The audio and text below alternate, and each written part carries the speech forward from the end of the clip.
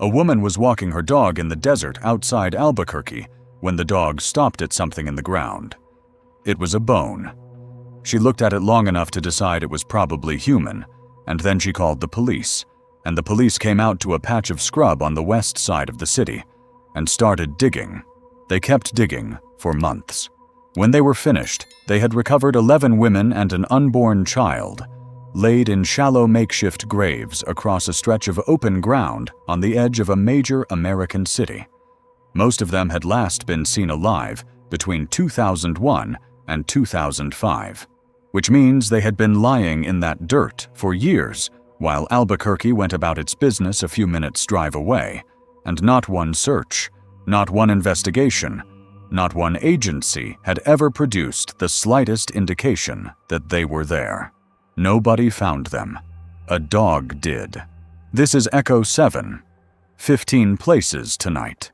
15 towns and regions of the United States where women disappeared in numbers, over a period of years, in a pattern that somebody eventually noticed and nobody has ever explained. A town of 22,000 in southern Ohio that lost 6 women in 13 months. A parish in Louisiana where 8 bodies came out of the canals in 4 years, and the homicide clearance rate is under 7%. A North Carolina town where a mother had to buy a billboard because nobody else was going to put those faces anywhere. A stretch of Chicago where somebody has been strangling black women for decades. 4 women in Daytona Beach linked by DNA that matches nobody on Earth. And a street in Cleveland where 11 women were found in and around one house after the neighbors had spent 2 years complaining about a smell that the city blamed on a sausage shop. Nobody gets named here, because in most of them, nobody knows, and where somebody does the answer is worse than not knowing. What follows instead is what every one of these places has in common, and the common thing is neither a method nor a geography. It is a kind of person. In every single cluster tonight, the women who vanished were women whose absence did not start a clock. Poor, addicted, working the street, homeless or living alone, estranged from family or with families who called and were not believed. Women whose disappearance produced a report or produced nothing at all, and then produced no search. This is the actual finding of tonight's episode, and I want it in your hands before the first case rather than after the last one. The thing these killers had in common was not skill. It was arithmetic. And before you decide that means nobody was paying attention, hold on to that phrasing. Because in at least one of tonight's places somebody was paying attention. In writing, 4 years early. And it made no difference at all. The West Mesa is a stretch of high desert on the western edge of Albuquerque, up above the river valley. And in the 2000s it was empty ground on the far side of a growing city. Picture it properly, because the emptiness is the case. Gray and rust-colored dirt, creosote and cholla, volcanic cones on the horizon, wind that moves across it constantly and takes the sound with it.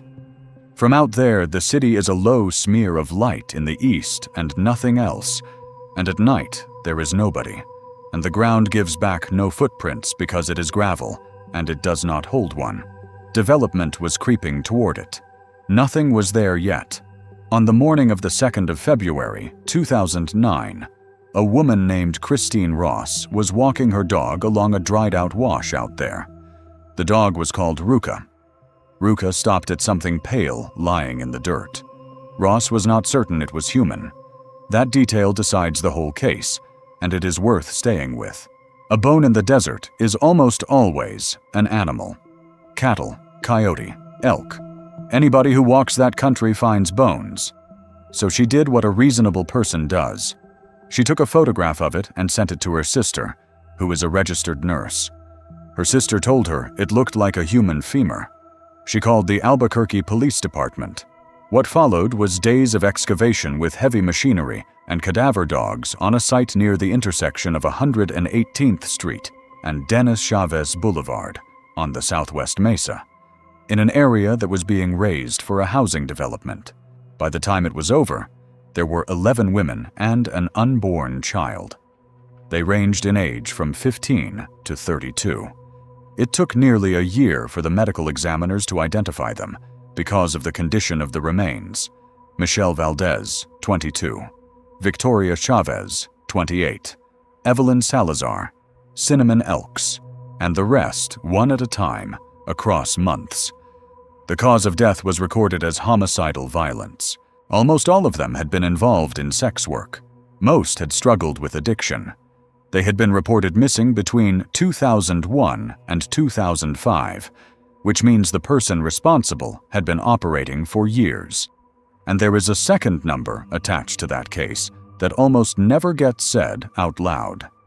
At least 8 more women who went missing from Albuquerque in the same period and who have never been accounted for are considered possible victims of the same person. 11 found, 8 more who fit and are not there. Now here is the part of the West Mesa file that changes the argument I made at the top of this episode, and I would rather correct myself in front of you than let it stand. Somebody was counting. In the middle of 2005, 4 years before Rucha stopped at that bone, an Albuquerque police detective named Ida Lopez noticed that women connected to drugs and sex work were going missing from her city. She started looking into it. She was aware of at least 17 of them. She was right. She was 4 years early. And she was right. And it did not save anybody, because a detective noticing a pattern is not the same thing as a department acting on one. The executive director of a local outreach organization said afterwards that she had not even known so many women were missing. Their friends and families had reported them to the police. She did not recall the department ever alerting the city that this many women were disappearing off the streets. So the situation in Albuquerque in the middle of the 2000s was this. Families had filed reports. A detective had noticed the pattern and was working it. And the public, including the outreach workers whose job was those streets, had no idea it was happening. The case is unsolved. There has never been an arrest. The person who put 11 women into the ground on the edge of Albuquerque was never identified. Those women were in the ground for between 4 and 8 years. For all of it, every one of them was a missing person. Reports existed. Families were calling. A detective had a list. And the investigative apparatus of a city of 500,000 people, with a police department and a federal field office in it, did not locate a mass grave on 100 acres of open desert inside its own metropolitan area. Hold that, because it is going to happen again in 13 more places. A last thing about the West Mesa before we go, and it concerns the ground itself. That excavation covered around 100 acres. To put a number on what that means, 100 acres is roughly 100 American football fields laid side by side, and every square foot of it had to be worked by hand, because the objects being recovered were bones in loose desert soil, and a machine would have destroyed them. Anthropologists worked that site for months. They screened dirt. They mapped positions. They separated one individual from another in ground, where scavengers and weather had been operating for years. And at the end of that process, they had 11 women and 1 unborn child, and 8 more names on a separate list of women who fit and are not in those graves. Nobody knows whether those 8 are somewhere else on that mesa, or somewhere else entirely, or alive. The desert has been developed around that site since. There are houses out there now, and the work that has gone into that case since is not small, which makes the result harder rather than easier. Nearly 1,400 tips have come in and been logged and vetted. Around 200 women with arrest histories connected to drugs or sex work have been interviewed. Ground-penetrating radar has been run. 7 further land searches have been conducted, including one prompted by a tip years later. The Bureau performed a crime analysis in the early stages and did it again in 2013. The reward stands at $100,000 and has never been claimed. 2 people have been treated as primary persons of interest. Neither was ever charged. There is a technical obstacle in that case that almost nobody knows about, and that command staff have publicly asked the state to change. New Mexico's rules restrict the uploading of DNA profiles from deceased suspects, which means a man who died before he could be arrested cannot easily be compared against evidence from other violent crimes. In a case where the offender was active 20 years ago, that is not a small restriction. It is a door, which leaves the question nobody has answered publicly, and it does not concern the killer. It is about the ground. Somebody drove out to that mesa, repeatedly, over a period of years, and dug graves in it. Not one grave, 11 at least, in a 100-acre area. Digging a grave in desert Chillicothe is hard physical work, and it takes a long time. It is done with tools, and tools have to be carried, and a vehicle has to be parked, and a person has to be out there for hours, 11 times, on the edge of a city of 500,000 people. Nobody saw a vehicle. Nobody reported a light out on the mesa at night. No developer's survey, no utility crew, no dirt biker, no hiker, and no hunter. Notice disturbed ground in 11 separate places. And the person who did all of that has never been named, never been charged, and as far as the public record shows, has never been questioned. One detail comes closer than anything else to reading his mind, and it is also about the ground. Investigators believe he stopped using that field when the development began. The West Mesa victims were almost certainly buried out there before there were paved roads or subdivisions in that part of the city. Then the construction arrived, and the machines, and the surveyors, and the lots, and whatever had been happening on that mesa stopped happening there, which is why they have long suspected there is a second burial site. Because a group of women went missing from Albuquerque slightly later, in 2005 and 2006, and none of them has ever been found. In 2018, a construction crew building a park in a subdivision less than a mile north of the mass grave found human remains buried about a foot down. The chief held a press conference to talk about the similarities. An archaeologist who had worked a dig on that same site a few years earlier heard about it and said, "The thing that stays with you." When he heard the bones were there, he said he could not believe how close they had been. It was just the wrong part of the site. So after 16 years, 1,400 tips and 7 land searches, here is what the file still does not contain.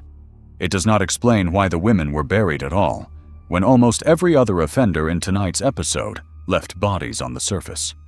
Burial takes hours. It means returning to a place, repeatedly, with tools. It is the behavior of somebody who intends to keep using the same ground. It does not say where the second field is, only that investigators are fairly sure there is one, and it does not say what happened to the 8. If there is a second field, they are in it. If there is not, then something else happened to 8 women in Albuquerque, and nobody has the first idea what. Chillicothe, Ohio, is a town of about 22,000 people, 50 miles south of Columbus, in the part of the state where the industry left and the opioid crisis arrived. It has a tree-lined downtown and a paper mill and 2 rivers, the Scioto and Paint Creek, running through the county.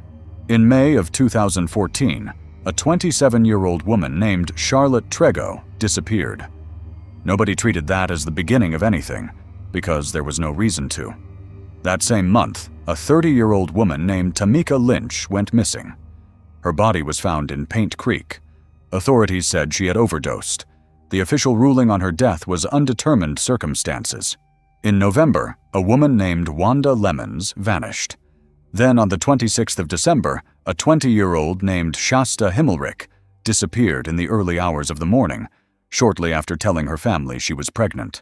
She had spent Christmas night with them. The next morning, a gas station security camera in Chillicothe recorded her. Her car was found abandoned about 20 minutes outside town, near the Scioto River. The doors were open. The battery was dead. On the 2nd of January, her body was recovered from the river. The coroner ruled it a suicide by drowning. Her family does not accept that. Her grandmother told a reporter, in 5 words, that none of them think she killed herself. On the 11th of May, 2015, a 26-year-old named Tiffany Sayer was last seen at the Chillicothe Inn with 2 men. She had told a friend she was planning to stop by the motel again before heading home. Her body was found in a drainage pipe, wrapped in a bedsheet and duct tape. On the 28th of May, a 38-year-old woman named Timberly Claytor, a mother of 5 and a grandmother, was last seen. She was found the following day. She had been shot 3 times in the head and left in a drainage ditch near a creek. 6 women, 13 months. 2 of them, Charlotte Trego and Wanda Lemons, have never been found and are missing to this day. Now the parts of that sequence that have never been reconciled, the dates. When investigators finally laid the timeline out, the pattern in it was specific enough to be reported nationally. 2 women disappeared exactly 13 months after the first. Another vanished 6 months to the day after that. The connections. Most of the women knew each other, or moved in the same circles, in the same small town. 2 of the women who disappeared on the same day were friends. And the rulings. 1 death was undetermined. 1 was a suicide the family disputes. 2 were homicides, and in 2 cases there is no body at all, which means there is no ruling, and never has been. The Ross County Sheriff's Office set up a missing persons task force. The Bureau sent analysts. A lieutenant told a national broadcaster that he would not say he believed it was the work of a single person, but that this was the theory supported by many of the families. 1 man, Jason McCrary, was convicted of murder in the death of Timberly Claytor and sentenced to life. He has never been connected to any of the other 5. So the score in Chillicothe, more than a decade later, is 1 conviction out of 6, and the conviction is for the case where the physical evidence was strongest and the timeline shortest. And the other 5 sit where they sat in 2015. 2 women are still out there somewhere. The task force line is still open. 740-774-3463. And the reason that town became a national story for a summer and then stopped being one is the same reason most of tonight's clusters exist, and it is in the reporting from the time if you read it carefully. The coverage kept explaining who the women were: addiction, sex work, the same social circles, the dark underbelly of a small town. Each of those descriptions is factually accurate. Every one of them also functions, whether anybody intends it or not, as a reason the audience is allowed to stop worrying. These were not women like you. This was a thing that happened over there, to people who had already left the part of society where things are supposed to happen. And that reasoning, applied at scale, by police departments and newsrooms and neighbors and juries, is not a moral failing that happened in Chillicothe. It is the operating condition that made every cluster in tonight's episode possible. And 2 things in that file were never reconciled with anything. Starting with the water. Tameka Lynch was found in Paint Creek. Shasta Himmelrich was found in the Scioto River. Tiffany Sayer was found in a drainage pipe. Timberly Claytor was found in a drainage ditch near a creek. All 4 bodies recovered in that cluster came out of water, or out of a structure built to carry water. This is not a coincidence in the mystical sense, and presenting it as one would be dishonest. Water is where bodies are put, everywhere, in every jurisdiction in the world, for a set of practical reasons that anybody can work out in 5 seconds. What it does mean is forensic. A body recovered from water has lost most of what a medical examiner needs. Trace evidence is gone. Fibers are gone. Anything on the skin is gone. Time of death becomes an estimate rather than a finding. And in the case of Tameka Lynch, the ruling that came back was undetermined circumstances, which is what water produces. So of the 4 women who were found in Chillicothe, 1 was ruled a homicide with a conviction, 1 was ruled a homicide with nobody charged, 1 was ruled a suicide over her family's objections, and 1 has no determined circumstances at all. 4 bodies, 4 different official categories. A series does not survive that. You cannot link 4 deaths into a pattern when the paperwork says one of them is a suicide and another one is nothing in particular. If you want the rest of these as they surface, subscribing is what decides whether this channel keeps assembling them, because assembling them is the job. The second is a piece that never made the national coverage. 2 of the 6 women disappeared on the same day. They were friends. 2 women who knew each other from the same small town, in the same circles, gone on the same date. That is not a subtle pattern. That is the sort of coincidence that in any other context would produce an immediate and obvious question, and the question is whether they were together when it happened. Nothing in the public record answers it, and it matters because of what it implies about the window. If 2 friends went at once, then whoever was responsible was not isolating a single vulnerable person in the dark. He was handling 2 adults simultaneously, and he was confident enough to do it. In a town of 22,000 people. So the Chillicothe file, more than a decade on, contains the following holes. The interval. 2 women exactly 13 months after the first. Another 6 months to the day after that. Dates that precise are either meaningless or they are the most meaningful thing in the file, and no investigator has ever said publicly which. The car. Shasta Himmelrich's vehicle was found 20 minutes outside town, with the doors standing open and the battery dead. A dead battery means something was left running or left on. Doors open means somebody got out and didn't close them, or somebody else opened them. The camera. No account exists of why she was recorded at a gas station the morning after she disappeared, and what she was doing there, and where she went next. The 2 friends, on the same day. And nobody has explained why one of the 4 recovered bodies came out of a drainage pipe wrapped in a bedsheet and duct tape, while another came out of a river and was ruled a suicide. Those 2 things were done to 2 women who knew each other in the same small town within 12 months. Jennings, Louisiana, sits in Jefferson Davis Parish, about 90 miles west of Baton Rouge, in flat rice country cut by drainage canals. It has a population of around 10,000. That landscape is worth seeing. The parish is table flat, and the canals run through it in straight lines to the horizon, brown and slow and edged with grass, built to move water off the rice fields. There are no hills. There is nothing to climb to see further, and the water in those canals is opaque from the surface down, so that anything a foot below it is simply gone from the world. It is also warm most of the year, and warmth is the thing that decides what a body can still say. On the 20th of May, 2005, a fisherman found a body floating in a canal. Her name was Loretta Chasson Lewis. She was 28. Less than a month later, a group of friends out hunting bullfrogs came across a second body. Ernestine Marie Daniels Patterson, 30 years old. Over the next 4 years, 6 more. Kristen Gary Lopez, 21.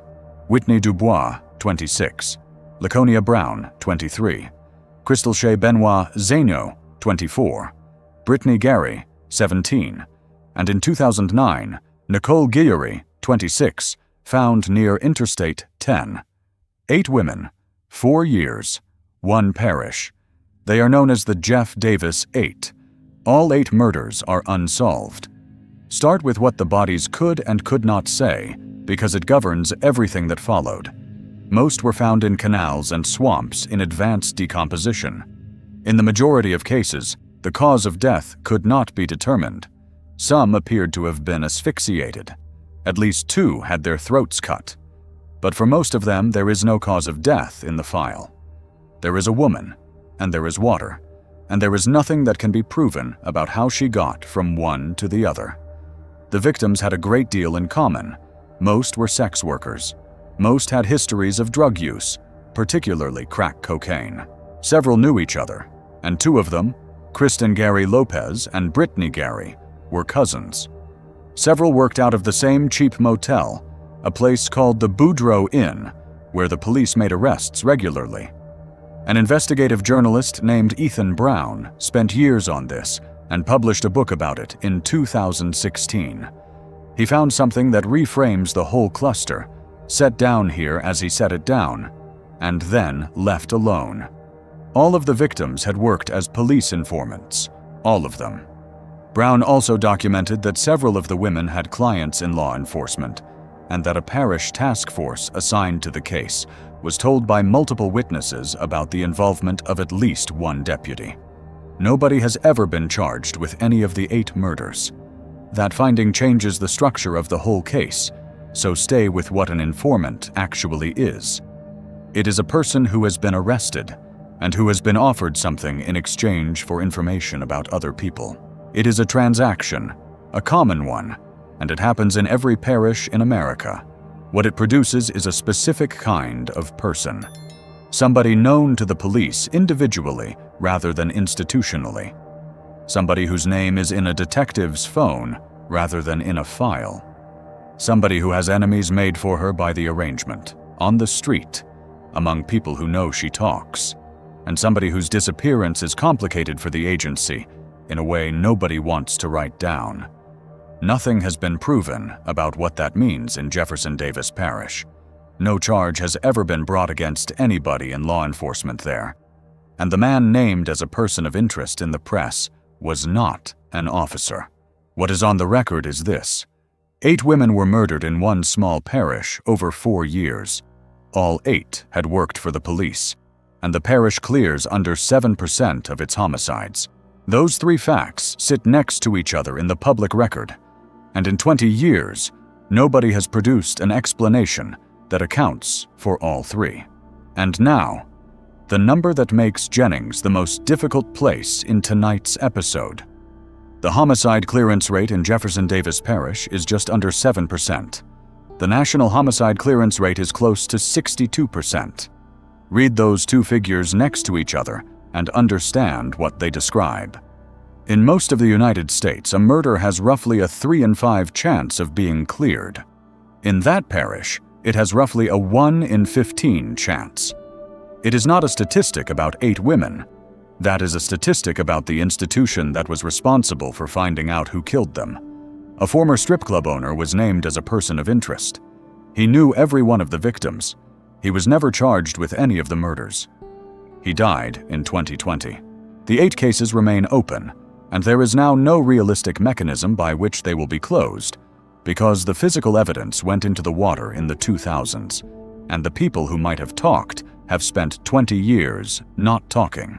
What Jennings has instead is a documentary, a book, and a town where everybody has an opinion and nobody has a defendant. A term exists for the population in tonight's episode, and it comes out of academic criminology rather than journalism, and once you know it, you will not be able to unsee it. The less dead. That phrase was coined by a criminologist studying serial homicide, and it describes the people who are chosen by offenders precisely because their deaths generate the least response. Sex workers, the homeless, runaways, addicts, migrant workers, people estranged from their families, or with families who are themselves too poor and too disbelieved to force an investigation. The argument behind the term is uncomfortable, and nothing about it is sentimental. It is that these victims are not selected because they are easy to physically overpower. They are selected because they are easy to lose. An offender operating on that population gets 3 advantages at once, and none of them requires any skill at all. The report comes late, or never. A woman with no fixed address and no employer and no daily obligations can be gone for weeks before a single person is certain she is gone. That is the head start. Right there. The investigation is deprioritized, not by policy, by triage, by workload, by an assumption at the front desk that she will turn up. And that assumption is correct most of the time, which is what makes it so durable. And the case does not generate public pressure. There are no press conferences, no vigils covered by national outlets, no anchors reading her name. Which means nothing forces the department to spend on it. That is why the same shape appears in a Louisiana parish of 10,000 people, and on the south side of Chicago, and in a desert outside Albuquerque. It is not a coincidence of geography. That is a strategy, and it works. And every cluster tonight is evidence that it works. And it explains the selection. It does not explain the rest. It does not tell you why a man buries 11 women in one field over 4 years, and then apparently stops. It does not tell you why a person kills 4 women in a month, and then never again. It does not tell you what somebody was doing on a mesa at night, 11 separate times, with a shovel. Choosing a victim who will not be looked for is the part anybody can understand. Everything after the choosing is where these files go dark. Before the next one, understand the mechanism, which repeats in nearly all of them, and is not what people assume. The assumption is that a serial offender operating in one town for years must be extraordinarily careful, forensically sophisticated, lucky, somebody who leaves nothing behind. That is almost never what is happening. What is happening is a failure at the front of the process, not the back, and it has a specific name in the research literature. It is called linkage blindness. An investigation begins with a case. One woman, one set of circumstances, one detective. If the connection between that case and another case in the same jurisdiction is never made, then there is no series. There are 2 unrelated files, worked separately, by different people, with different priorities, and the pattern that a viewer can see in 10 seconds on a map does not exist anywhere in the paperwork. Now stack the conditions that make linkage blindness worse. The victims are not reported missing quickly, or at all. That was true in Cleveland, where several of the women were never reported at all. It was true in Chillicothe, where a woman could be gone for weeks before anybody official knew. The deaths are classified separately. In Chillicothe, one death was ruled undetermined, and one was ruled a suicide, and a case ruled a suicide does not go into a homicide series. It leaves the pattern entirely. The bodies are recovered in conditions that destroy cause of death. In Jennings, most of the women came out of canals in a state where no examiner could say what had killed them. A death with no established cause cannot be linked to another death by method, because there is no method on file. And the jurisdictions do not talk. A woman last seen in one county and found in another generates 2 records in 2 agencies, and there is no national system that automatically notices that they concern the same event. Put all of that together, and you get a situation that is genuinely difficult to hold in your head. In several of tonight's clusters, the series did not exist for years, not because it was hidden, but because nobody had drawn the line between the dots, and the dots were sitting in separate filing cabinets in the same building. That accounts for a great deal, and it stops somewhere specific, so here is the line. Linkage blindness explains why a department might fail to see a pattern. It does not explain why 10 women in San Diego had the same rope on them, or why 4 women in New Jersey were placed 60 feet apart, facing the same direction, or why somebody dug graves on the West Mesa instead of leaving bodies where every other offender in this episode left them. Those are decisions. They were made by somebody, deliberately, and repeated. A filing system does not produce them.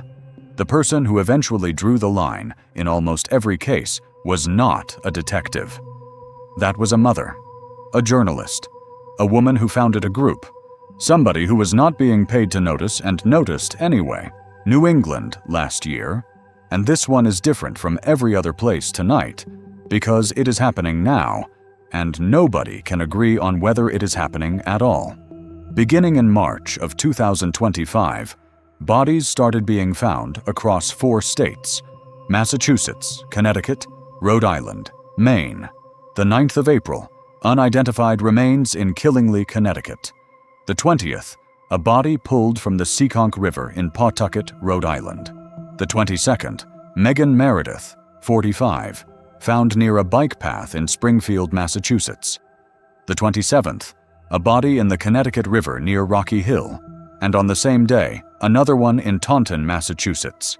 The 30th of May, Jasmine Wilkes, 34, in Edgewood Park in New Haven. The 1st of June, Adriana Suazo, 21, found by a passerby in a wooded area in Milton, Massachusetts. That was the 13th in 3 months. There was also a skull found in Plymouth. And in January, in woods near a Springfield summer camp, a 56-year-old woman, whose death was later ruled a murder with no arrests. Most were women. Many were in remote or wooded ground. The circumstances range from dismemberment to deaths that nobody has classified at all. And every agency involved has said, individually, that their case is their case. The Hampton District Attorney's Office, the Connecticut State Police, New Haven's Police Department, which took the extraordinary step of publishing a statement that began by acknowledging speculation on social media about a serial killer, and then explaining that the medical examiner had not determined a cause of death in the case people were talking about, and that the autopsy showed no signs of foul play. A former Boston police commissioner went on the record to warn about the internet having no guardrails. Thousands of people joined online groups to track it, and as of the reporting, there is no conclusive evidence of an active serial killer in New England. So, which is it? 13 bodies in 4 small states in 3 months, in wooded ground, mostly women, is either the exact pattern this episode has spent an hour describing, or it is what a densely populated region of 15 million people produces in a quarter when somebody decides to count the deaths together for the first time. Both of those are completely plausible, and they cannot both be true, and there is no mechanism anywhere in American law enforcement designed to decide between them. That is not a rhetorical flourish. There is genuinely no office whose job that is, which is exactly the problem the next few minutes are about. One more consequence of linkage blindness matters here that nobody discusses, and it decides whether a cluster ever gets a task force. A series has to be declared. Somebody senior has to stand up and say, in public, that the department believes these cases are connected. That declaration is what unlocks resources. It creates a task force. It justifies overtime. It brings in state and federal help. And it puts the story on television, which produces tips. And it is also an admission. The moment a department says these 6 cases are connected, it has said that a person has been operating in its jurisdiction, undetected, for a period of years. That is a statement about the department as much as about the offender, and everybody in the building knows it. In Chillicothe, a lieutenant told a national broadcaster that he would not say he believed it was one person, but that this was the theory supported by many of the families. Read the structure of that sentence. It is an official declining to declare a series, while acknowledging that the people closest to the victims have already declared one. That gap between what the families believe and what the department will say is where every cluster in tonight's episode lives for its first several years. A category of harm runs through most of these places that nobody counts, and that I want on the record before we go on. The survivors. In New Bedford, the killer is suspected of having assaulted numerous other women who lived. In Cleveland, at least 2 women escaped from that house before anybody acted, and one of them flagged down officers, was taken to hospital, and watched the police visit the property and leave.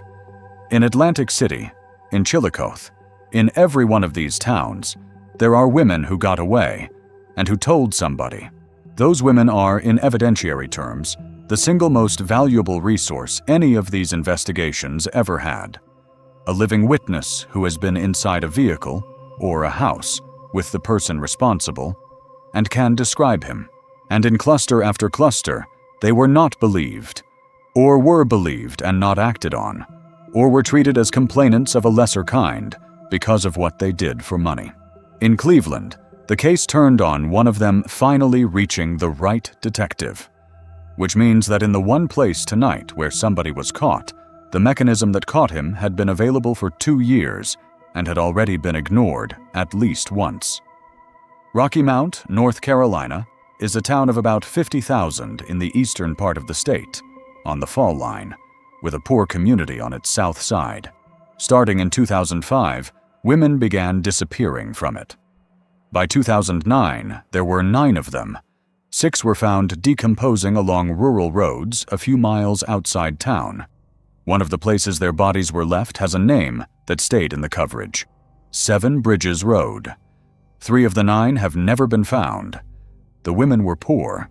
Several had struggled with drugs. The families said, repeatedly and publicly, that the reports they filed were not treated as urgent. And here is what actually made Rocky Mount into a case rather than a set of unrelated files.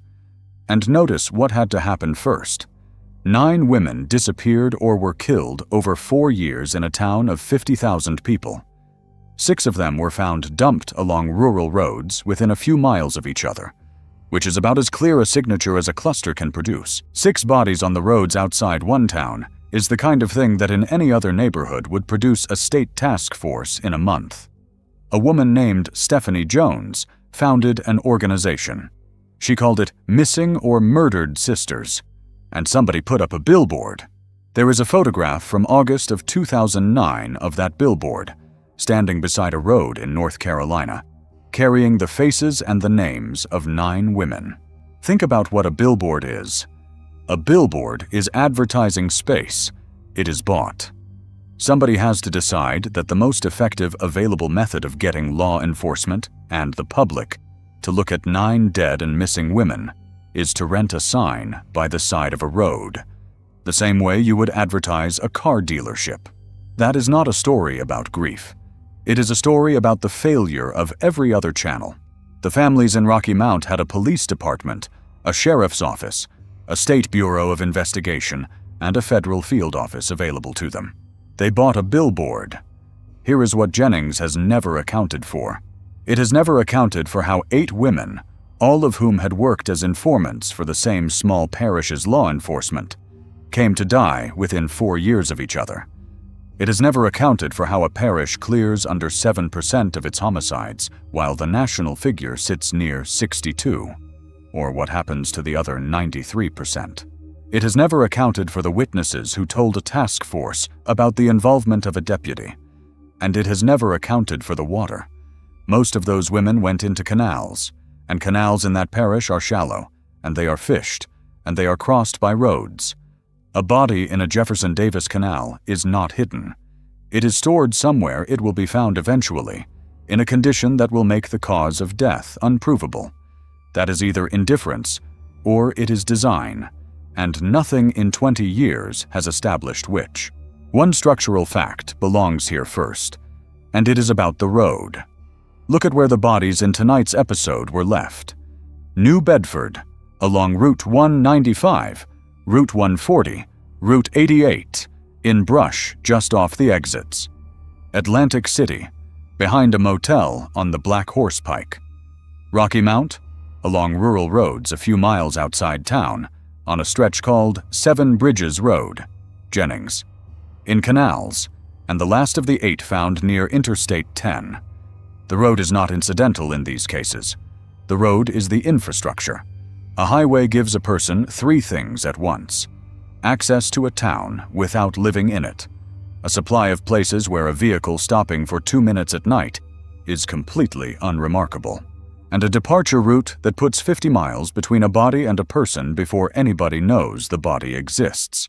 The federal government understands this. There is a national initiative dedicated specifically to violent crime along the highway system, built because analysts noticed bodies turning up along interstates in patterns that crossed every jurisdictional line in the country, and the database behind it holds hundreds of murder victims and a long list of suspects. Which tells you the problem is recognized at the national level, and it tells you something else. A person who selects victims from the population we have been describing and uses the interstate system to move between them is operating inside a structural blind spot that everybody involved knows about, and nobody has closed. One more institution in this story deserves naming that almost nobody outside law enforcement has heard of, and its existence and its limits explain a great deal. The federal government maintains a national database designed to solve the very problem tonight's episode is about. The system exists for entering the details of violent crimes so that patterns crossing jurisdictional lines can be identified. In principle, a case in one county and a case in the next county get compared automatically, and the linkage blindness problem goes away. In principle, the system is voluntary.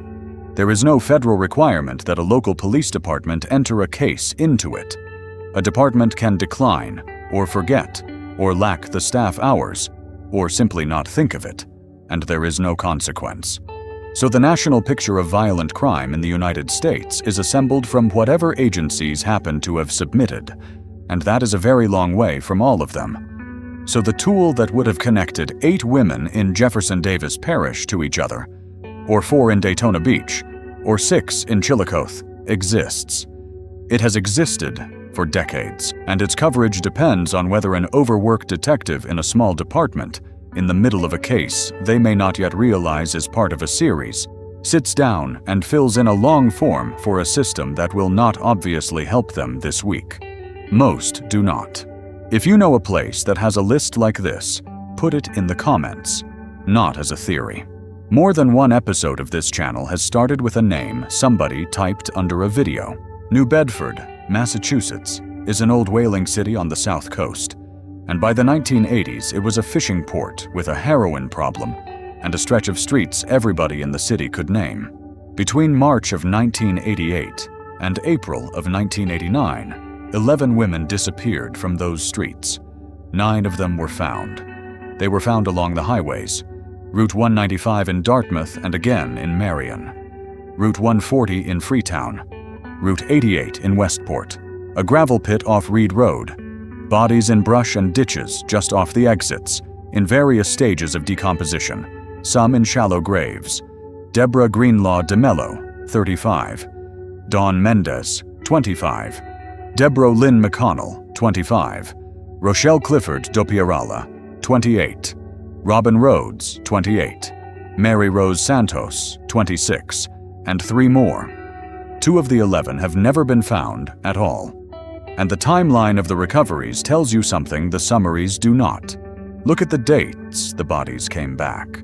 The 8th of November, 1988, off the Reed Road exit on Interstate 195. The 29th of November, on the other side of the same interstate, off the same exit. The 1st of December, on Route 140 in Freetown. The 10th of December, in a gravel pit off Reed Road. 4 bodies in 33 days, 3 of them within a short distance of one exit. Then a gap of 3.5 months. Then the 28th of March on Route 140. The 31st of March on Route 88. The 24th of April on Interstate 195 in Marion, which is not a record of when those women died. It is a record of when the ground stopped hiding them, and it clustered the way it did because winter ended and the brush thinned, and people started walking off the exits again. The bodies did not appear in that pattern. They were revealed in it. Most had been strangled, several had been beaten, and the bodies were arranged in a way that the investigators at the time understood immediately, and that goes undescribed here, because the description exists to shock, and the fact is enough. The positioning was deliberate. Now the sentence from the reporting that I want you to hold, because it is the whole episode in one line. Their disappearances often went unreported for days or weeks because of their lifestyles. That sentence is not an editorial. That is an accurate summary of why the investigation started late in almost every one of those 11 cases. Between them, those women left behind at least 15 children. One person was ever arrested in that case, a New Bedford lawyer, and the charge against him was dropped. There have been other suspects. There have been no other arrests. 37 years. The brother of Deborah DeMello was asked on television last year whether he had ever thought the case would go unsolved this long. She went out to work one day, he said, and she just did not come back. And New Bedford has one question in it that has never been touched. 2 of the 11 were never found. 9 bodies came back off the highways over 14 months in a pattern tight enough that investigators could map it. Route 195, Route 140, Route 88, Reed Road, twice, on opposite sides of the same interstate. Somebody was using those exits, systematically. So where are the other 2? They disappeared in the same window, from the same streets, and if the same person took them, then they went somewhere that person did not otherwise use. and nobody has ever explained why he would change. Or they went to the same places, and 2 bodies have been lying within a few hundred yards of an American interstate for 37 years, in brush that thousands of people have walked past. Egg Harbor Township, New Jersey, on the outskirts of Atlantic City, the 20th of November, 2006. Behind a motel called the Golden Key on the Black Horse Pike, there is a drainage ditch. This is the kind of ground that sits at the back of every American town. Scrub and reeds, standing water a few inches deep, a chain-link fence somewhere, the back of a building, the sound of traffic on the highway 30 yards away, and nobody who has any reason to walk out there. Somebody found 4 women in it. They were lying face down in shallow water, in a row, about 60 feet apart from each other. All 4 were facing east. They were still clothed, except that their shoes and their socks had been removed. And the arrangement of that scene is the thing nobody has been able to move past in 20 years. 60 feet apart, in a row, face down in shallow water, heads pointing east, shoes and socks removed and taken. A person disposing of a body is trying to make it disappear. That is the purpose of it.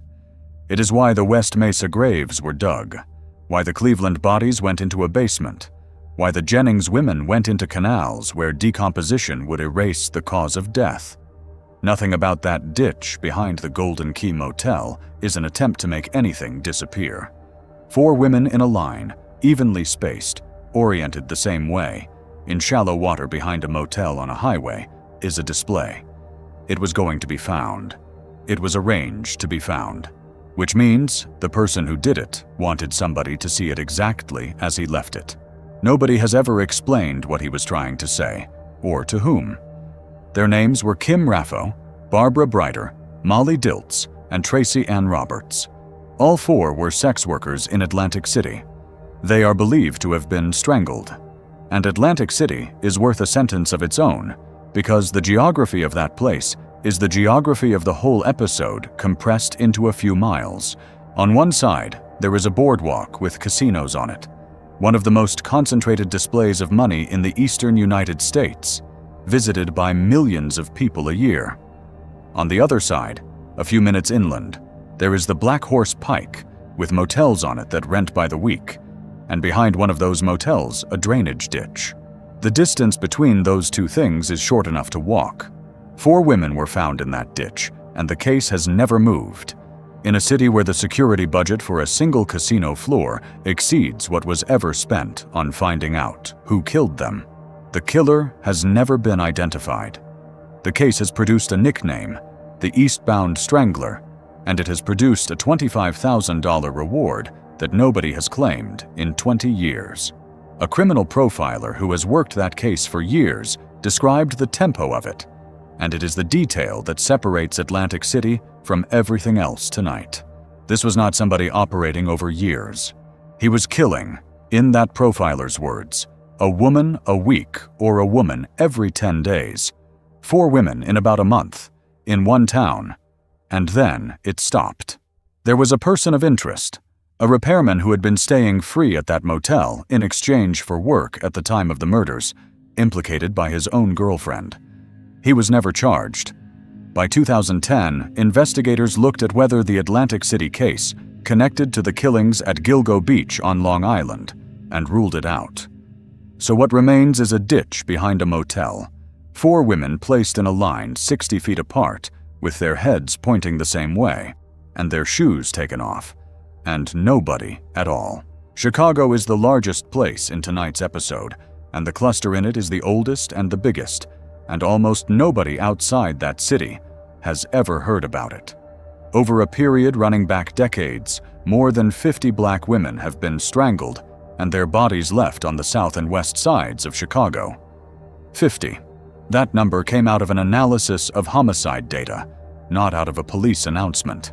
Somebody sat down with the records and counted, and what came back was a pattern of unsolved strangulations of women, concentrated in specific parts of one city, running across a span of years long enough that the earliest and the latest cannot plausibly involve the same person, which is the first thing that makes Chicago different from the other 6 places tonight.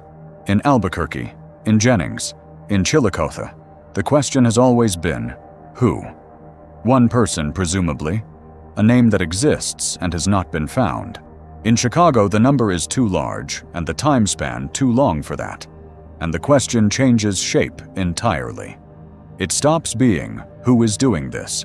It becomes, what is it about these particular streets and these particular women that has allowed more than 50 homicides of the same type to remain unsolved in the third largest city in the United States?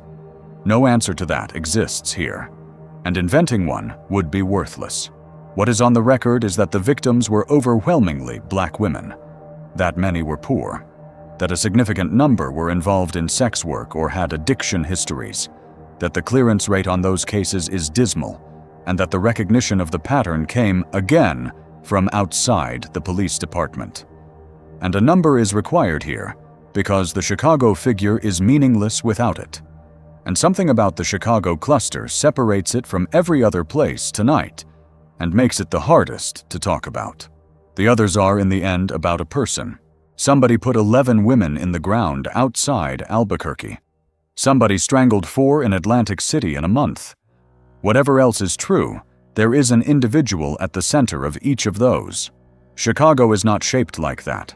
50 homicides of the same type, in the same parts of the same city, spread across decades, cannot be one person, and probably cannot be 2. What that number describes is not an offender. It is a condition.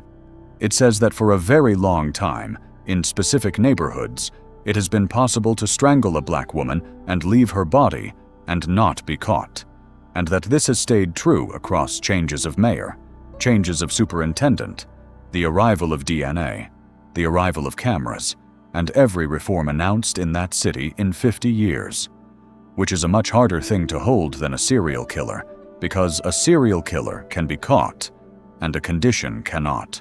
A homicide clearance rate is the proportion of murders in a jurisdiction that end in an arrest. Nationally, that figure sits somewhere around 60%, and it has been falling for decades.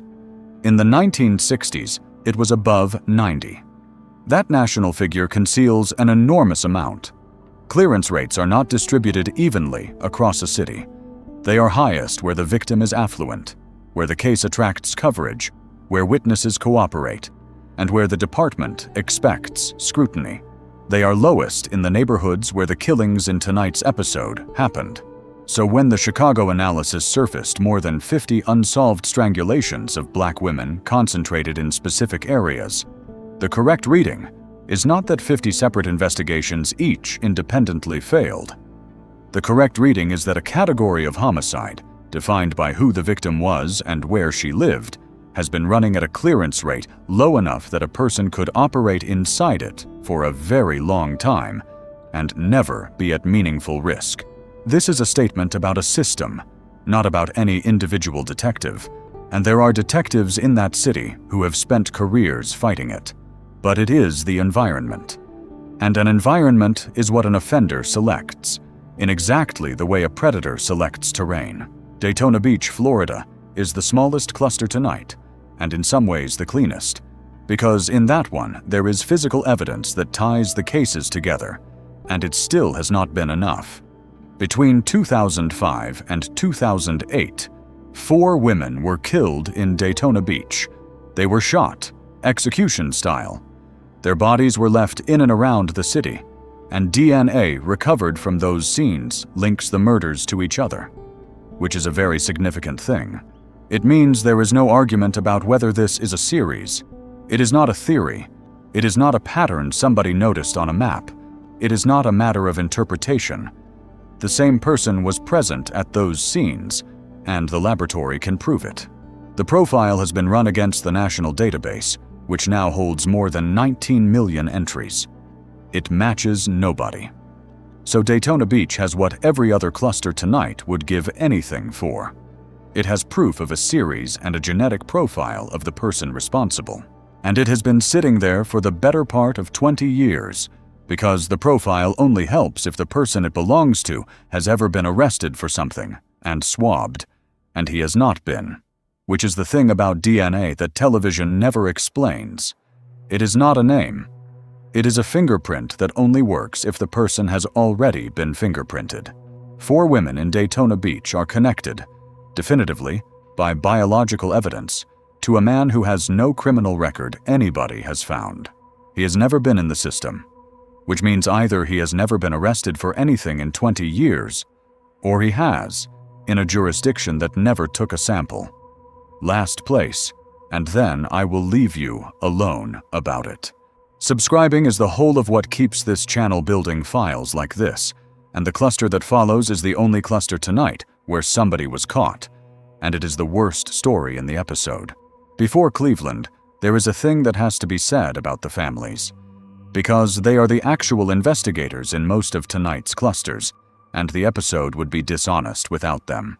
In Chillicothe, it was relatives who laid out the dates and noticed that 2 disappearances were exactly 13 months apart, and it was a grandmother who told a national outlet that nobody in her family believed the suicide ruling.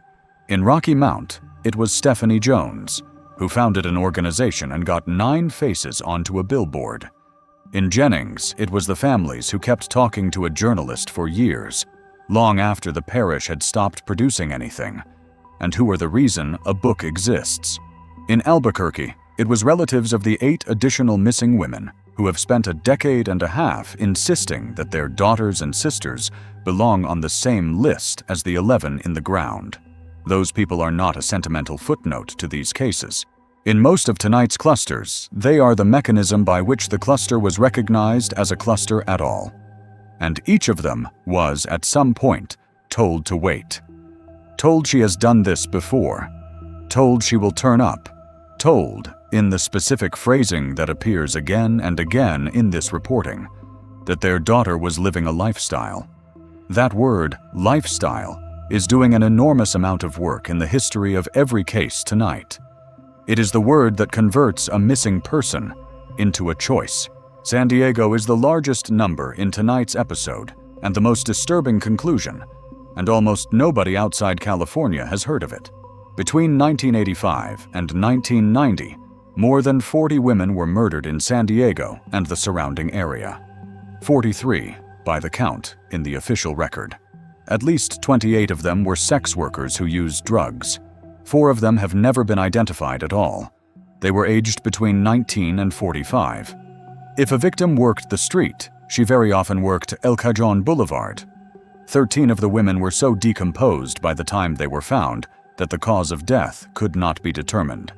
And 10 of them had their hands tied behind their backs with pieces of yellow hemp rope. Yellow rope on 10 separate women in one city. That kind of detail is what links a series. A signature, in the technical sense.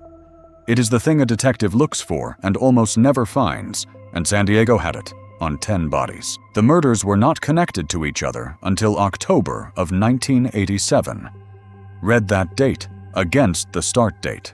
2.5 years of women dying in one city, with the same rope on 10 of them, before anybody in the system put the cases in the same pile. When they finally did, the response was enormous.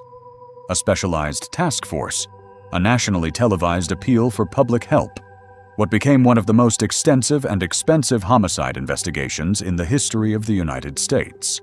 Here is what that investigation eventually concluded, and it is the reason San Diego is in this episode. There was not one man. The official position today is that most of those murders were committed by different perpetrators, including several confirmed and suspected serial killers who had nothing to do with each other. Sit with that. A single American city, in a 5-year period, was being worked by more than one serial offender at the same time, independently, all of them selecting from the same population, on the same boulevard, without any connection between them. The task force went looking for a man. What it found was a supply. And San Diego leaves the largest unanswered question in this episode.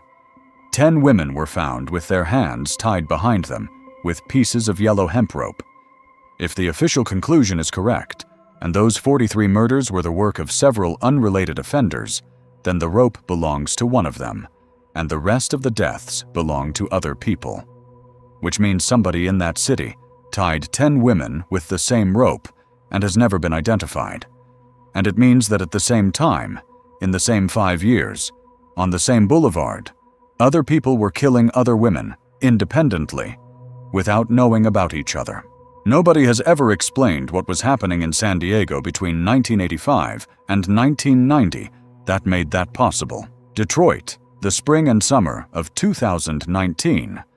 Bodies of women began turning up in abandoned buildings on the east side of the city. Nancy Harrison, 52, found on the 19th of March. Trevisine Ellis, 53, on the 24th of May. Tamara Jones, 55, on the 5th of June. Yvonne Coburn, 45, on the 10th of June. Annetta Nelson, 57. The police chief said publicly that this had the makings of a serial killer and rapist operating on the east side, and he did something that is worth noting because agencies rarely do it. He addressed the sex worker community directly at a press conference and told them the department wasn't trying to arrest them. It was trying to keep them alive. 2 of the women had died of blunt force trauma. 2 others were too decomposed to determine a cause. And the chief named the specific difficulty in that city, which is one of the cleanest statements of the problem anybody has made out loud. The bodies were in vacant buildings. Blunt force makes no noise. Nobody heard gunshots, so nobody called anything in. "We are not finding these murder victims right away," he said. A man was charged with 4 of the killings and with attacks on women who survived. He had been arrested only after one of them escaped and reported it. And that is the second time tonight, and it will not be the last, that the mechanism which stopped a series was a woman who got away. Portland, Oregon, 2023. 6 women were found dead in and around the metropolitan area over a matter of months. The initial official position was that the cases were not connected. Then it changed. The sheriff's office announced that 4 of the 6 had been linked to a single person of interest: Kristen Smith, 22, Charity Lynn Perry, 24, Bridget Webster, 31, Ashley Reel, 22, all in their 20s and early 30s. And a cold case specialist made a comment in that coverage that belongs at the center of tonight's episode. He pointed at the number of women and girls missing from that metropolitan area generally, and said the figure itself was a red flag. Not the 4, not the 6, the background number, the one that exists in every American city, and that nobody reads as anything at all. Atlantic City has never produced an answer to any of this. Why 60 feet? The spacing was consistent. 4 women evenly separated in a line. That is measurement. Somebody paced it or judged it and did it 4 times. Why east? All 4 heads pointed the same direction. In a ditch behind a motel, orientation is a choice, and it was made 4 times identically. Why the shoes? They were left clothed. Only the shoes and socks were removed and taken away. And why it stopped? 4 women in about a month, in one town, and then nothing. A person operating at that tempo does not usually stop voluntarily. They stop because they are arrested for something else, or they move, or they die. None of those has ever been established either. One place in tonight's episode does not fit anything I have told you so far, and it is here on purpose, because a pattern you cannot break is not a finding, it is a belief. The Colonial Parkway is a 23-mile scenic road in southeastern Virginia, connecting Jamestown, Williamsburg, and Yorktown. It runs through woodland with pull-offs and overlooks, and in the 1980s, it was known as a place where young couples parked. Between 1986 and 1989, 8 young people were killed or disappeared in and around it. In October of 1986, Kathleen Thomas, 27, a naval officer, and Rebecca Dowski, 21, a college student and musician, were found in their vehicle along the parkway. They had rope burns on their wrists and necks. They had been strangled from behind, and the wounds to their throats were severe enough that the coroner could not determine whether they came from the rope or from a blade. Robbery was ruled out. Both women's valuables were still in the car. In September of 1987, David Knobling, 20, and Robin Edwards, 14, were last seen together. His truck was found in a wildlife refuge car park. Their bodies were found days later along the shoreline, shot. In April of 1988, Keith Call and Cassandra Haley went missing. His car was found abandoned on the parkway. Their bodies have never been recovered. In September of 1989, Anna Maria Phelps, 18, and Daniel Lauer, 21, disappeared after hitching a ride. His truck was found at a rest area in New Kent County, facing the wrong way in the westbound lanes. Their remains were found in woods near the interstate in October. Now look at who those people were: a naval officer, a college musician, a high school student, an Army reservist. Couples parked in a scenic area on a Saturday night in Virginia. Not one of them fits the profile that every other cluster tonight is built on. Nobody in the Colonial Parkway cases was homeless, or addicted, or working the street, or estranged from a family that would not be believed. These were the victims the system is supposed to work hardest for. 8 young people, over 3 years, on a federal parkway, with the Bureau involved from early on, and the Virginia State Police running one of the longest cold case investigations in the state's history. It took nearly 40 years. Then, in 2024, and again in the last few months, investigators announced that genetic genealogy and laboratory analysis had tied a man named Alan Wade Wilmer Sr. to several of those crimes. He was a waterman from Virginia's Northern Neck who spent most of his time fishing and hunting. He died in 2017. The federal prosecutor's office said that had he been alive, the evidence would have supported prosecution. He was never arrested for any of it. He was never questioned about it in a way that produced anything. He lived out his life and died of natural causes and was identified afterwards by a laboratory. And 2 of the core cases in that series remain unresolved even now, including the 2 young people whose bodies have never been found at all. So here is the thing that Colonial Parkway does to the argument I have been making all night. It is not true that these clusters go unsolved only because of who the victims were. It is true that being poor and addicted and on the street makes it worse, dramatically worse, and every other case tonight demonstrates that. But Virginia gave everything it had to 8 young people who checked every box the system rewards, and it still took 4 decades and a technology that did not exist when they died. And the man was already in the ground when it worked. So, the failure in the other 8 places is not only about contempt, it is also about the fact that this class of crime is structurally close to unsolvable without either a confession, a survivor, or a technology arriving 30 years late. That is a worse conclusion than the one about contempt, because contempt can be fixed by caring more. Ocean Parkway runs along the barrier beach on the south shore of Long Island, past Gilgo Beach, with dune grass and thicket on both sides, and very little else. In December of 2010, police were searching that stretch. They were not searching for a cluster. They were searching for one woman, Shannon Gilbert, 24, who had disappeared that year after leaving a client's house at Oak Beach. On the 11th of December, they found remains in the thicket beside the parkway. They were not hers. 2 days later, they found 3 more. Melissa Barthelemy, 24, Megan Waterman, 22, Amber Lynn Costello, 27, Maureen Brainerd Barnes, 25.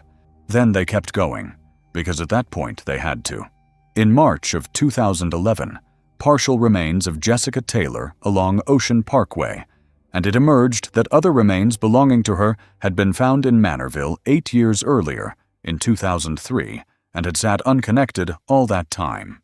In April, 3 more. A woman, a female toddler, and an Asian man. Then 2 more in Nassau County. 11 sets of remains along one stretch of road on Long Island. And Shannon Gilbert, the woman they had been looking for the whole time, was eventually found in December of 2011 at Oak Beach. Charges have since been brought in connection with several of those deaths, and that process is ongoing, and it is not mine to characterize. What is not in dispute And what puts Gilgo Beach in tonight's episode is how the cluster came to exist as a cluster. It existed because a search for one missing woman crossed a piece of ground where 11 other people had been left. If Shannon Gilbert had not disappeared, or had disappeared 2 miles further east, that thicket doesn't get searched. And the partial remains of Jessica Taylor sit in an evidence facility in Manorville from 2003 onward, matched to nothing, connected to nobody, for as long as anybody cares to imagine. Which is the second time tonight that a cluster surfaced as a byproduct of somebody looking for something else. The last place tonight is the only one where somebody was caught, and it is here at the end for a reason. Imperial Avenue runs through the Mount Pleasant neighborhood on the east side of Cleveland. In the 2000s, it was a rundown street with boarded properties and very few businesses left on it. One of the survivors was a company called Ray's Sausage. Walk that block in summer, and you would have known something was wrong. Neighbors said the smell was worst on hot days. They described it as blood. They described it as something decomposing. They said it made their eyes sting. A whole street of people for 2 years walking past a house and smelling exactly what was inside it. Between 2007 and 2009, at least 11 women disappeared from that neighborhood. They were all black. They were all poor. Most were homeless or living alone. Many had histories of addiction. Several of them were never reported missing at all.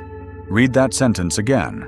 It is the single most important fact in tonight's episode, and it is easy to move past. Not reported late. Not reported and ignored. Never reported. There are women in this story whose absence produced no document of any kind anywhere in the state of Ohio. While they were disappearing, the street had a smell. Neighbors described it in terms that do not leave you. It was unbearable in hot weather. It smelled of blood. It smelled of something decomposing. It smelled of death. And on the worst days, it made people's eyes sting. They complained. They called the city. The health department was flooded with calls from residents on that block over a period of years. Eventually, the inspectors came out and identified the source. Ray's Sausage. A meat business on a street with a smell is an obvious answer. It made sense to everybody. The company was told the odor was coming from its operation, and it spent money trying to fix a problem it did not have. It replaced equipment. It made changes. The smell did not go away because it was not coming from the sausage shop. It was coming from the house at 12,205 Imperial Avenue, where Anthony Sowell was living among the bodies. On the 29th of October, 2009, police went to that address. Not because of the smell, not because of the missing women. They went because a woman had escaped from that house and given a statement to sex crimes detectives. Inside and around the property, they found 2 bodies in a shallow grave in the basement, 4 more in crawl spaces, 4 buried in the yard, and a woman's skull wrapped in a paper bag inside a bucket. 11 women. Take a moment on the arrangement of that property.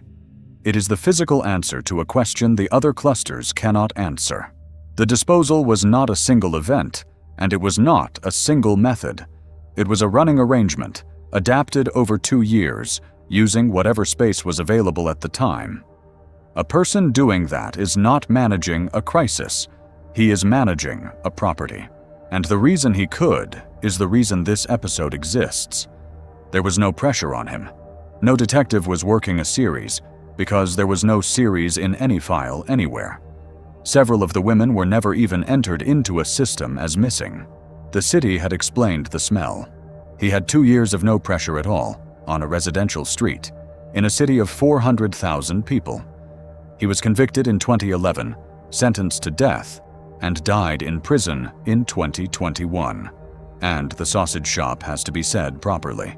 It is the most useful image in the episode, and it is usually told as a joke. Ray's Sausage was a real business, run by real people, on a street where almost every other business had already closed.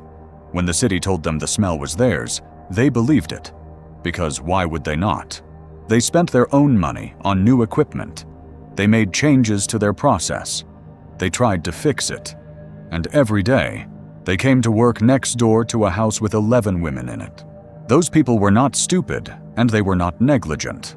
They were given an explanation by a public authority, and they acted on it, at cost to themselves, for 2 years. That is what an incorrect official explanation actually does. It does not just fail to solve a problem, it recruits everybody nearby into maintaining it, because once the city has named a source, every subsequent complaint gets routed to the same place. The neighbors were right. They smelled exactly what they thought they smelled. They reported it repeatedly to the correct authority, and the system took their correct information and pointed it at a sausage shop. Now here is why this case belongs at the end rather than the beginning. Every element that the other 6 clusters are missing, Cleveland had. It had a geographic center. Every one of those women disappeared from the same neighborhood, and most of them from within a few blocks. It had a physical signal, not a subtle one. A smell so strong that residents complained to the city for 2 years, and inspectors were dispatched. It had a suspect with a record. Sowell was a convicted sex offender who had served 15 years for kidnapping and rape, and he was living at that address, registered, on that street. And it had survivors. Women escaped from that house and reported it. In one instance, a woman flagged down officers, was taken to hospital with an injury, and the police went and looked at the property. It went no further. Every warning a system could receive, that system received. 11 women died anyway, and the only reason it stopped is that one of them got out and got in front of the right detective. And then, after the arrest, the city did something that produced the most disturbing fact in tonight's episode. A cold case team went back and pulled the files of 75 unsolved homicides in East Cleveland. They were looking for other victims of Anthony Sowell. What they found was a second serial murderer, in the same neighborhood, in the same period, whose crimes had also gone unrecognized. 2 of them. 1 area. Nobody had noticed either. Sit with what that means. It is the last fact in the file, and it breaks the frame. A city arrests a man found living among 11 bodies. It launches a cold case review, because that is the correct response. Analysts pull 75 unsolved homicides from the surrounding neighborhood and start looking for more of his victims. And in the process of looking for one serial killer's unrecognized work, they find a second serial killer's unrecognized work. Nobody was searching for the second one. Nobody knew he existed. He surfaced as a byproduct of an investigation into somebody else, which raises the question that this whole episode has been building toward and that I cannot answer.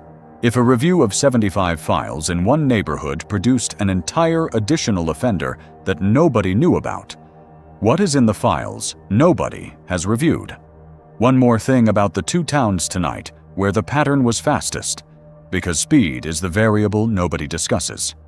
Atlantic City lost 4 women in about a month. Chillicothe lost 6 in 13 months. New Bedford lost 11 in 18. Compare that to Albuquerque, where the deaths were spread across 4 or 5 years, or Chicago, where they are spread across decades. The fast clusters got noticed. None of that is a coincidence, and none of it is a compliment to anybody. A town that loses 4 women in 4 weeks generates panic, and panic generates coverage, and coverage generates a task force. Atlantic City had a name for its killer within weeks. New Bedford was front-page news across New England inside a year. The slow clusters did not get noticed, and that is the more frightening arrangement, because a person who takes 1 woman a year from a large city is invisible not through skill, but through arithmetic. 1 a year doesn't look like anything. 1 a year looks like a city, which produces a conclusion that I find genuinely difficult.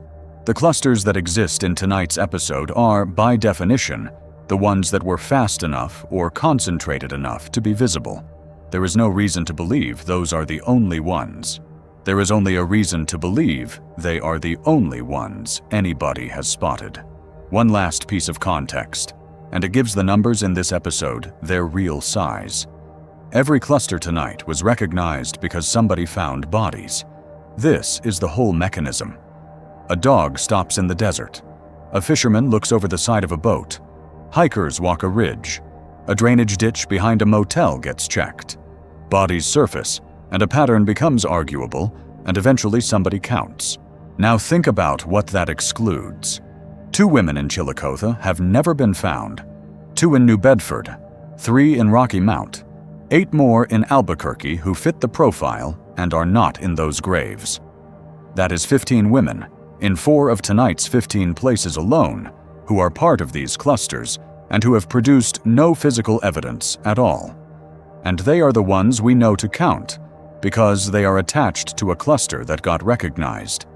Every place in the United States where women have gone missing and no body has ever surfaced is, by the standard of tonight's episode, not a cluster.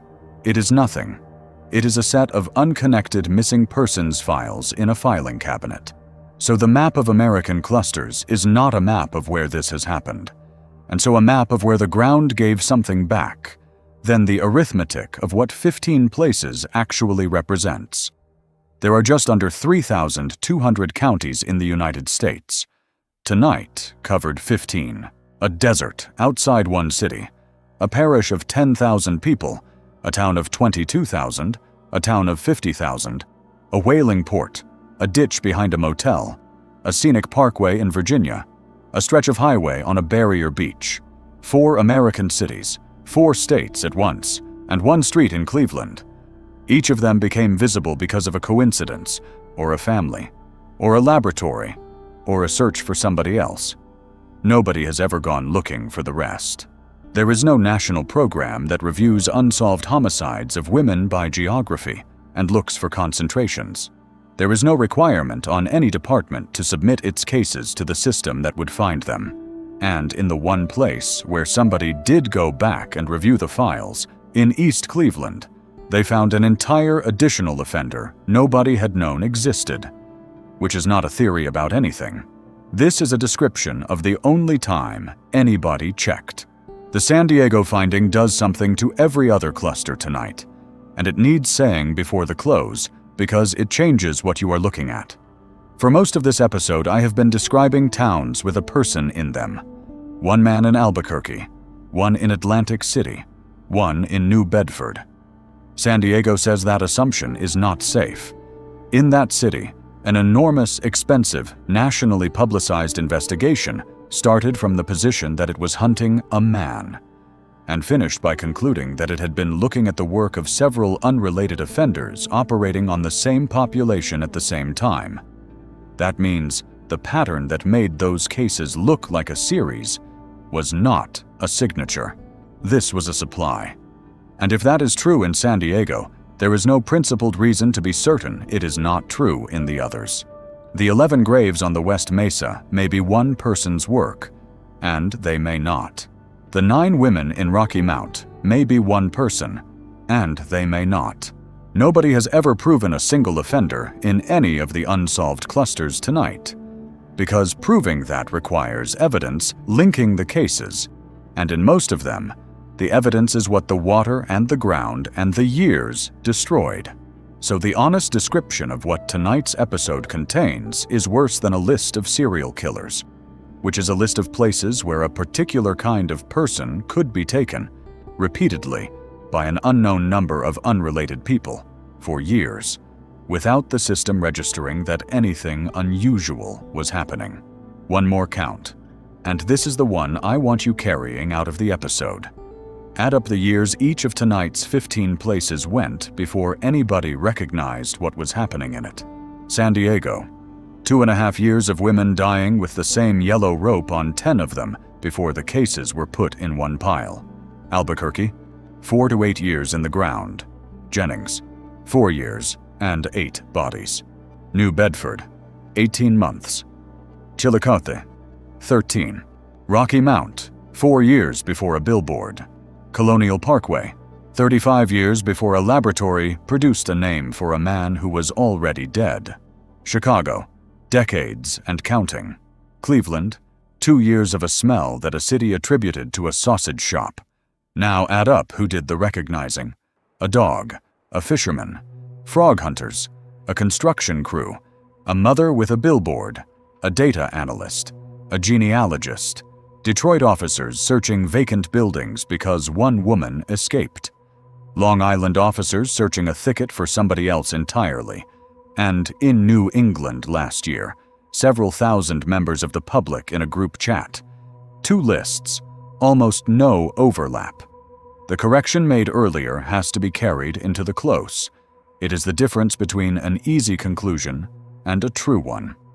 I said at the top that the advantage these killers had was that nobody was counting. Ida Lopez was counting. In Albuquerque, in 2005, a detective had a list of at least 17 women and knew something was wrong with it. The families in Chillicothe were counting. They laid out the dates and found the 13-month interval before any department said the word series out loud. Stephanie Jones was counting in Rocky Mount, and she put the count on a billboard. Ethan Brown was counting in Jefferson Davis Parish, and he found that all 8 victims had been police informants. An analyst was counting in Chicago, and the number came back over 50. So the counting happened. In most of these places, it happened years before anything else did. Which is why the failure was not that nobody noticed. The failure was that noticing did nothing. Which is not the end of the question. It is the beginning of a different one. And that is the question I cannot get past.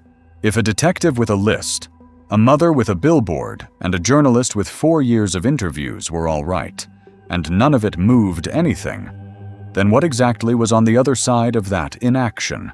Nothing at all. Weight, workload, indifference, or something else in at least one of these places. The record does not say, and after 20 years in Jefferson Davis Parish, it is not going to. A detective with a list, a mother with a billboard, a journalist with a manuscript, and a volunteer with a spreadsheet are not an investigation. They cannot compel a laboratory, or open a file in another county, or send a diver into a canal, or put a case into a national database, or make a prosecutor act. They can only be right, and wait. And in every place tonight, that is what they did. They were right, and they waited. And the thing that eventually moved was a dog, or a fisherman, or a construction crew, or a woman who got out of a house. And finally, the list, which is what I would rather you left with than any of my conclusions. Nobody has explained the yellow rope on 10 women in San Diego. Nobody has explained the 60 feet, or the direction, or the shoes, in a ditch behind a motel in New Jersey. Nobody has explained who dug 11 graves on 100 acres outside Albuquerque over years, at night, without being seen once, or where the second field is, or what happened to the 8 women who fit and are not in the first one. Nobody has explained the 13-month interval in Chillicothe, or the open doors and the dead battery on a car outside town, or why 2 friends went on the same day. Nobody has explained how 8 women who all worked as informants for the same parish came to be in the same canals inside 4 years. Nobody has explained where the last 2 women from New Bedford are. Nobody has explained why partial remains of the same woman were found in Manorville in 2003 and at Gilgo Beach in 2011 and sat unconnected for 8 years in between. Nobody has explained how a second serial killer was operating in the same East Cleveland neighborhood as the first one and was found only by accident, in a file review, looking for somebody else. And nobody has explained what was happening in San Diego between 1985 and 1990 that allowed several unrelated men to work the same boulevard at the same time without any of them being caught. I have given you the mechanisms tonight, and the mechanisms are real, and they account for how a system fails to see. They do not account for a single one of the things on that list. Here is where I leave you. 15 places, somewhere well north of 200 people between them, and that is a conservative count, because 2 of tonight's clusters do not have a fixed number, and one of them is still growing. Line up how each of them was found.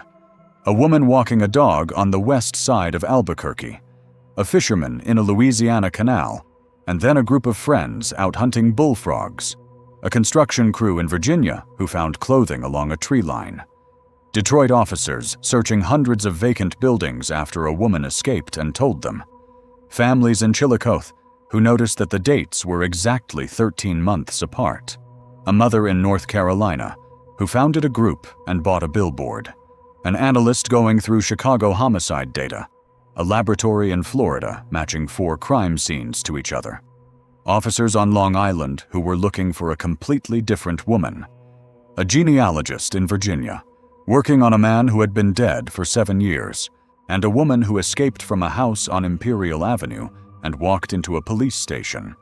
Not one of those clusters was identified as a cluster by the agency responsible for the area it happened in. Every single one was assembled from the outside by somebody who had no professional obligation to assemble it, and in most cases by somebody who had been dismissed when they tried. Here is the thing that connects nearly all of these geographies, which is not a landscape and not a method. It is a road, or a canal, or a ditch, or a stretch of desert, or a boarded house. Every cluster tonight required somewhere to put a body, and in each of them the somewhere was ordinary and nearby. A drainage pipe in Ohio, a rice canal in Louisiana, a rural road a few miles outside a North Carolina town, 100 acres of scrub outside Albuquerque, a crawl space and a backyard in Cleveland. Nobody in this episode drove hundreds of miles or dug deep or went to any particular trouble. They used what was there, which tells you something about the confidence involved, and it is the detail I find hardest.